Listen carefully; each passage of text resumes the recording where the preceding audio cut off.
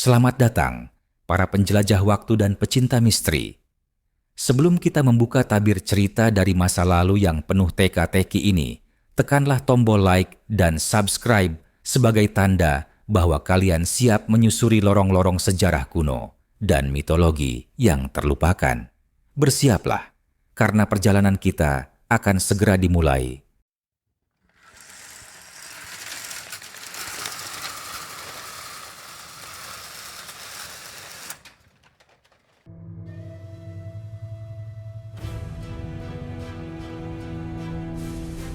Di suatu senja yang tenang di tanah Kanaan, saat matahari menurunkan sinarnya di atas dataran Mamre, duduklah seorang lelaki tua di pintu kemahnya. Dialah Ibrahim, seorang hamba yang dikenal karena keteguhan imannya dan hati yang bersih. Usianya telah lanjut, namun semangatnya tak pernah layu karena hatinya selalu terbuka pada suara langit. Di tengah kesunyian itu muncul tiga sosok asing yang mendekat dari kejauhan. Mereka tampak seperti manusia biasa, berjalan kaki, wajah mereka bersinar namun tanpa keangkuhan, pakaian mereka bersih namun tidak berdebu. Ibrahim segera berdiri, menyambut mereka dengan kerendahan hati dan keramahan, sebagaimana adat suci para nabi yang mulia. "Aku akan membawakan air untuk membasuh kaki kalian, dan roti hangat agar kalian kuat dalam perjalanan," kata Ibrahim. Para tamu itu duduk di bawah pohon, menikmati hidangan yang disiapkan Sarah, istri Ibrahim. Tapi diam-diam, angin yang bertiup hari itu membawa lebih dari sekadar aroma roti dan daging panggang. Ia membawa pesan langit yang amat berat, rahasia besar tentang kota yang telah melampaui batas. Salah satu tamu dengan tatapan yang dalam menembus waktu memandang Ibrahim dan berkata, "Apakah engkau tahu mengapa kami datang?" Ibrahim menunduk lalu menatap tajam ke mata mereka. Hatinya yang selama ini peka pada tanda-tanda langit merasakan gelombang firasat yang asing dan agung. "Kami datang membawa dua pesan," ujar tamu itu lagi. "Satu adalah kabar bahagia. Tahun depan Sarah istrimu akan mengandung anak laki-laki." Mata Ibrahim membesar. Ia tertunduk tak percaya. Namun sebelum ia bisa mengucap syukur, datanglah pesan kedua yang membuat udara menjadi berat seolah langit menahan nafasnya sendiri. Kota Sodom dan Gomora telah melampaui batas kebejatan. Jeritan penduduk yang tertindas telah mencapai langit. Kami ditugaskan untuk melihatnya, dan jika terbukti, kehancuran akan menimpa mereka. Ibrahim menggigil. Ia tahu bahwa yang berdiri di hadapannya bukan manusia biasa. Ini adalah malaikat dalam rupa manusia, utusan dari langit yang membawa perintah dari Yang Maha Kuasa. Dengan hati yang penuh welas asih, Ibrahim memohon, "Wahai Tuhanku, jika di sana ada 50 orang saleh, apakah engkau akan membinasakan seluruh kota?" Satu persatu Ibrahim menawar jumlahnya, 40, 30, hingga 10. Namun suara langit menjawab dengan tenang, "Jika ada 10 orang yang saleh, maka kota itu akan selamat." Namun jauh di dalam sanubarinya, Ibrahim tahu kemungkinan itu terlalu kecil. Kota itu telah lama tenggelam dalam dosa, tak menyisakan ruang bagi cahaya. Malam itu bintang-bintang bersinar pucat, dan langit meski tenang menyimpan badai dalam diam. Kota Sodom dan Gomora belum tahu bahwa keputusan langit telah mendekat, dan Ibrahim hanya bisa menunduk, berdoa dalam sunyi, berharap keajaiban masih mungkin terjadi.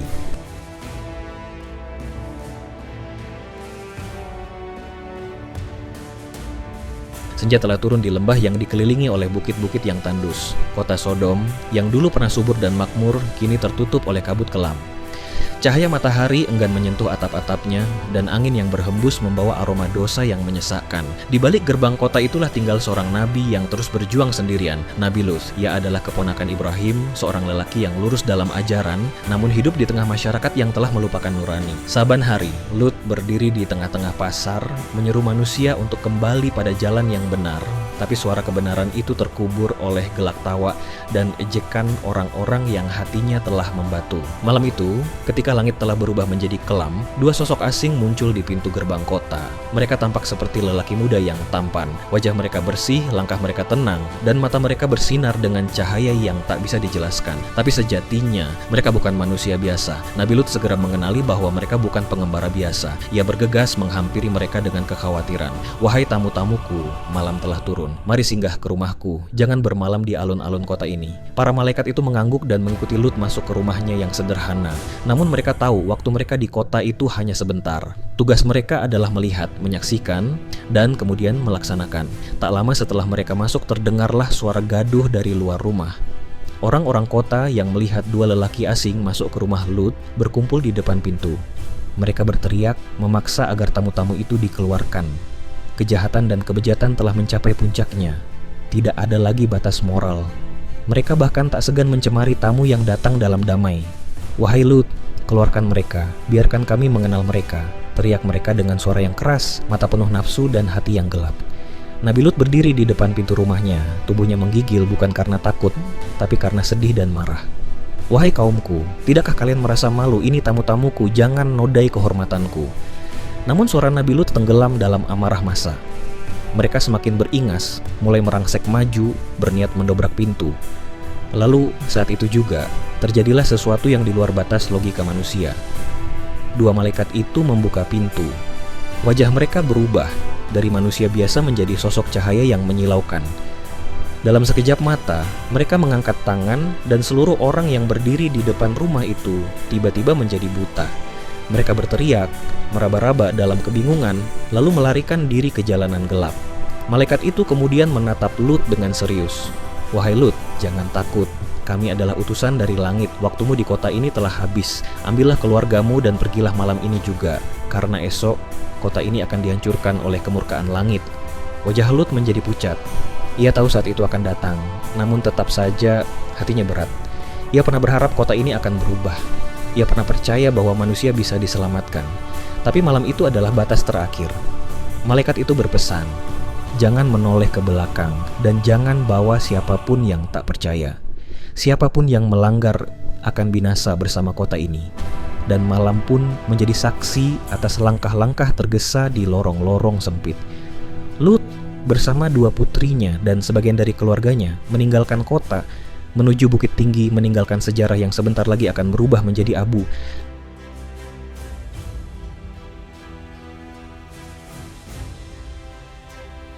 Fajar belum menyingsing di dataran rendah Sodom dan Gomora. Langit masih kelam, tetapi bukan karena malam. Ini adalah kegelapan yang berbeda, kegelapan yang menyimpan murka, seolah langit menahan napasnya, menunggu aba-aba dari Yang Maha Kuasa. Di kejauhan, Nabi Lut dan keluarganya berjalan cepat melewati lembah dan batuan tajam. Keringat membasahi wajah mereka, namun mereka tak berani menoleh ke belakang. Kata-kata para malaikat masih terngiang jelas, "Jangan berpaling, jangan melihat kehancuran yang akan datang." Siapapun yang menoleh akan menjadi bagian dari kutukan itu.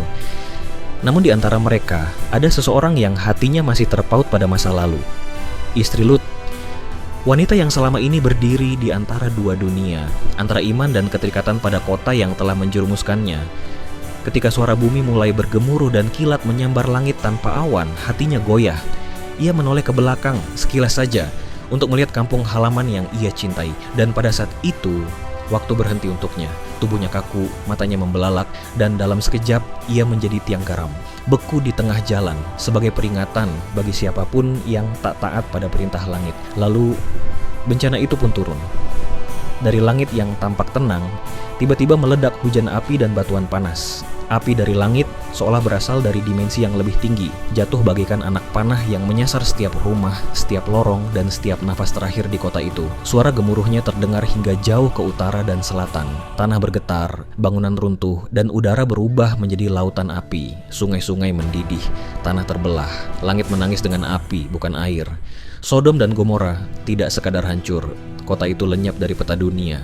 Ia dikubur oleh tangan tak terlihat, dikunci di dalam perut bumi bersama segala dosa dan sejarahnya. Orang-orang yang dulu bersorak di pasar, yang tertawa saat Lut menyeru kebaikan, kini hanya tinggal bisikan yang hilang di tengah debu. Tidak ada satupun yang selamat, kecuali mereka yang mengikuti cahaya kebenaran dan melangkah menjauh sebelum fajar datang. Dan di atas bukit, Lut berdiri dengan putrinya.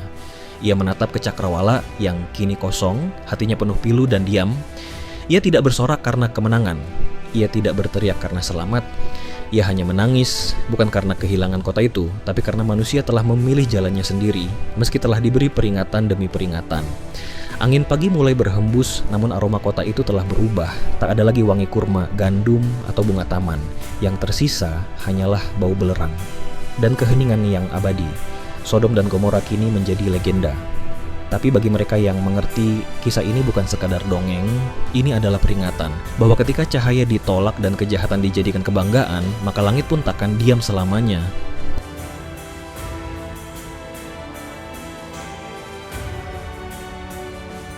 Berabad-abad telah berlalu sejak nyala api dari langit memusnahkan dua kota yang dikenal dalam legenda Sodom dan Gomora. Bagi banyak orang, kisah ini dianggap sebagai mitos kuno, sebuah dongeng moral tentang kebejatan dan hukuman. Namun, waktu dan ilmu pengetahuan rupanya menyimpan kejutan. Karena di balik mitologi, terselip potongan-potongan realita yang masih tertanam di bumi. Kita memulainya dari ujung Laut Mati, wilayah yang dikenal dengan nama Tol El Hammam. Terletak di lembah Yordan, dekat perbatasan Yordania dan Israel. Disinilah para arkeolog menemukan reruntuhan kota kuno yang terbakar hebat. Reruntuhan itu tidak hanya hancur, tapi hangus terbakar dalam suhu yang mustahil untuk dicapai oleh peradaban kuno. Lapisan tanah di lokasi ini menunjukkan tanda kehancuran mendadak, dinding rumah-rumah leleh, seperti terkena ledakan panas ribuan derajat. Benda-benda dari logam dan tembikar ditemukan meleleh, dan bahkan manusia yang terkubur di sana memiliki tulang yang retak dalam pola aneh, seperti terkena gelombang kejut yang dahsyat. Salah satu peneliti dari Amerika Serikat, Dr. Stephen Collins bersama tim ilmuwan multidisiplin mempublikasikan temuan luar biasa ini. Menurutnya, kota yang hancur di Tol El Hammam ini menunjukkan pola kerusakan yang sangat mirip dengan kota yang terkena ledakan nuklir atau hantaman meteorit raksasa. Dan memang, sebagian besar ilmuwan yang meneliti kawasan itu sepakat sekitar 3.600 tahun lalu, sebuah peristiwa kosmik terjadi. Sebuah objek luar angkasa, kemungkinan komet atau meteorit besar, meledak di udara, menghasilkan suhu lebih dari 2000 derajat Celcius, dan gelombang kejut yang meluluh lantakkan wilayah seluas puluhan kilometer. Ledakan ini menghancurkan segala bentuk kehidupan dalam sekejap, termasuk tanaman, hewan, dan manusia. Bahkan air dari Laut Mati terdorong naik ke daratan, menyebabkan banjir garam yang menjadikan tanah di sekitarnya mati selama berabad-abad. Inilah mengapa kawasan di sekitar Laut Mati dikenal sebagai tanah mati, tandus, dan tak bisa ditanami hingga kini. Namun bukan hanya kehancuran yang ditemukan, para peneliti juga menemukan sebuah lapisan tipis bahan mirip kaca silikat yang hanya bisa terbentuk dalam tekanan dan suhu sangat tinggi, mirip dengan efek dari bom atom atau ledakan kosmik. Penemuan ini diperkuat oleh tingginya kandungan platinum, iridium, dan nikel, unsur yang sangat langka di bumi, namun umum dalam benda-benda angkasa. Beberapa ilmuwan menyebut peristiwa ini sebagai airburst Tunguska versi Timur Tengah, sebuah ledakan yang bukan hanya memusnahkan kota, tapi juga meninggalkan jejak sejarah dan spiritualitas yang bertahan hingga ribuan tahun kemudian. Dan yang paling mengejutkan, koordinat geologis dari kota ini sangat cocok dengan deskripsi dalam kitab-kitab suci dan naskah-naskah kuno. Sungai Yordan, Laut Mati, dan daerah yang hancur tanpa ampun oleh langit, semuanya terhubung dalam sebuah peta misteri yang selama ini hanya dianggap cerita legenda. Ya, kini sains dan spiritualitas berdiri berdampingan, membuka kemungkinan bahwa kisah kehancuran Sodom dan Gomora bukan hanya simbol moral, tapi juga peristiwa nyata yang pernah mengguncang bumi ini. Pertanyaannya kini bukan lagi apakah kota itu benar-benar ada, tapi mengapa ia dihancurkan? Dan apakah kita di zaman ini telah belajar dari sejarah yang terkubur di balik garam, api, dan batu?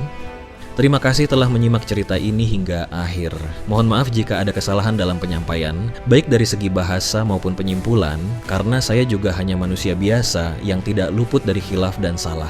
Jika kamu memiliki pertanyaan, masukan, atau ingin berdiskusi lebih lanjut tentang cerita ini, jangan ragu untuk menulisnya di kolom komentar. Insya Allah akan saya balas sebisa mungkin. Sampai jumpa di cerita selanjutnya. Tetaplah bertanya, teruslah mencari, dan selamat menjelajahi misteri dunia kuno bersama kita